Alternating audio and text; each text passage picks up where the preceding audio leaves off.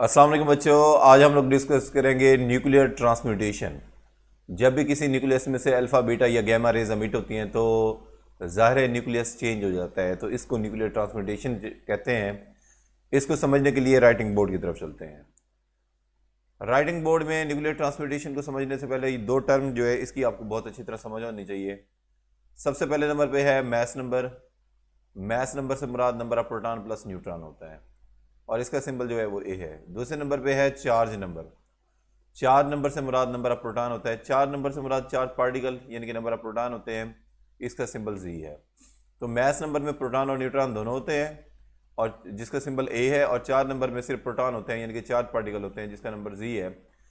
अब जब alpha beta या गैमा की एमिशन होगी न्यूक्लियस में से, तो न्यूक्लियस में कैसा चेंज आ जाएगा उसको डिस्कस करते हैं।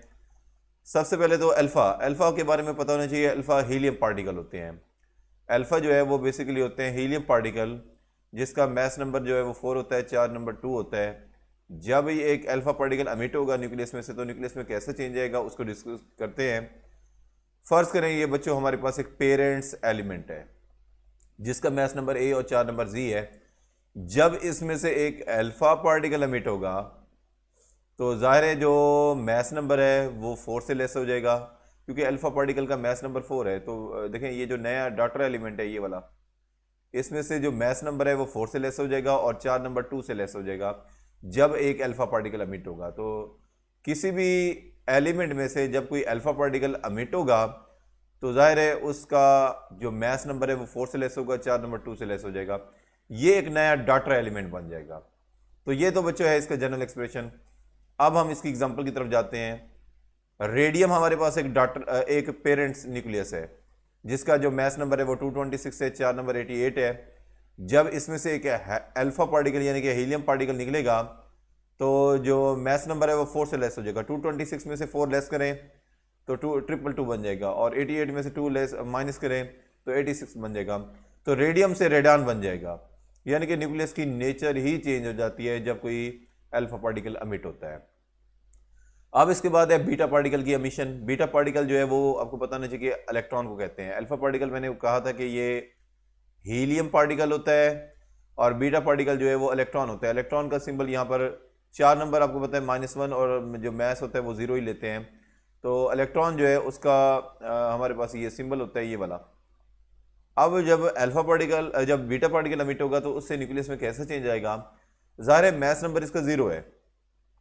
जब भी किसी पेरेंट न्यूक्लियस में से कोई बीटा पार्टिकल अमिट होता है तो ज़ाहिर है मैस में तो कोई फ़र्क नहीं आएगा। यहाँ पर भी मैस नंबर ए था, यहाँ पर भी सेम ए है, लेकिन चार नंबर जो है 1 से बढ़ेगा। बढ़ेगा क्यों? असल में एक्चुअली जी में से माइनस कर लें -1 को, एक्चुअली ये बन जाएगा z+1। तो क्योंकि इलेक्ट्रॉन का जो चार्ज होता है वो -1 होता है, तो जब एक -1 उसमें से माइनस करते हैं तो एक्चुअली z+1 बन जाता है। इस तरह से माइनस करने से ये जो है वो ऐड हो जाता है। तो ये यहाँ पर भी ऐसा ही हुआ है। अगर आप गौर से देखें तो z -1 z+1, तो ये देखें ये z+1 बन गया है। तो ये हमारे पास z+1 बन गया है, तो एक बीटा पार्टिकल के अमिट होने से। तो ये तो जनरल एक्सप्रेशन था। अब इसकी एग्जांपल की तरफ आते हैं। ये न्यूट्रॉन है। न्यूट्रॉन का जो मैस नंबर है वो 1 है और चार नंबर 0 है। जब एक इसमें से बीटा पार्टिकल अमिट होगा तो ज़ाहिर है ये हमारे पास हाइड्रोजन का आइसोटोप प्रोटियम बन जाएगा। हमारे पास मैस नंबर में तो कोई चीज़ नहीं है, वो 1 था, वो 1 ही था।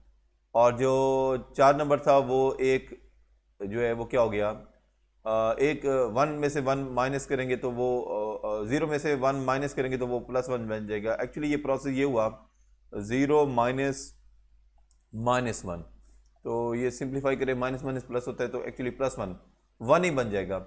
इसलिए यहाँ पर जो 0 था वो यहाँ पर 1 बन गया। और इस तरह से ये हाइड्रोजन का आइसोटोप जो है वो प्रोटियम 1H1 जो है वो बन जाएगा। तो ये हमारे पास है अपना इसकी एमिशन, बीटा की एमिशन से। एक और एग्जांपल है थोरियम जो है।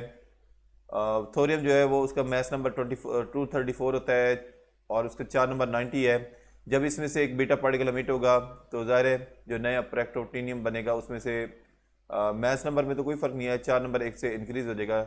असल में यहाँ पर भी ऐसा होगा 90 -1, एक्चुअली ये बन जाएगा 90 + 1, एक्चुअली 91 ही बन जाएगा। तो ये हमारे पास बन जाएगा। तो ये दो एग्जांपल हैं बीटा पार्टिकल के एमिशन की। अब इसके बाद आखिर पे हम डिस्कस करेंगे गैमा पार्टिकल के एमिशन।